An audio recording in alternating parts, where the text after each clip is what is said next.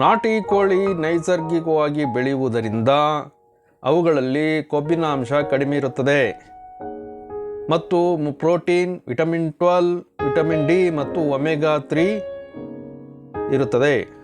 Form ಕೋಳಿಗಳನ್ನು ನಿಯಂತ್ರಿತ ವಾತಾವರಣದಲ್ಲಿ ಬೆಳೆಸಲಾಗುತ್ತದೆ ಮತ್ತು ಅವುಗಳಿಗೆ ಕೃತಕ ಆಹಾರವನ್ನು ನೀಡಲಾಗುತ್ತದೆ. ಈ ಆಹಾರದಲ್ಲಿ ಕೆಲವೊಮ್ಮೆ ಹಾರ್ಮೋನ್ಗಳು, ಆಂಟಿಬಯೋಟಿಕ್ಗಳು ಮತ್ತು ಇತರೆ ರಾಸಾಯನಿಕ ಇರಬಹುದು. ಇದು ಆರೋಗ್ಯಕ್ಕೆ ಹಾನಿಕರವಾಗಬಹುದು.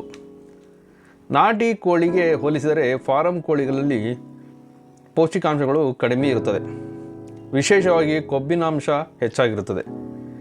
ನಾಟಿ ಕೋಳಿಗಳು ಆರೋಗ್ಯಕರ ಮತ್ತು ಪೌಷ್ಟಿಕಾಂಶಯುಕ್ತವಾಗಿದ್ದರೂ ಫಾರಂ ಕೋಳಿಗಳು ಬೆಲೆ ಕಡಿಮೆ ಮತ್ತು ಸುಲಭವಾಗಿ ಲಭ್ಯವಾಗಿರುತ್ತದೆ. ಆರೋಗ್ಯದ ಕಾಳಜಿ ಮತ್ತು ಲಭ್ಯತೆಯ ಮೇಲೆ ಅವಲಂಬಿತವಾಗಿರುತ್ತದೆ. ಸ್ನೇಹಿತರೆ, ಆಯ್ಕೆ ನಿಮ್ಮದು.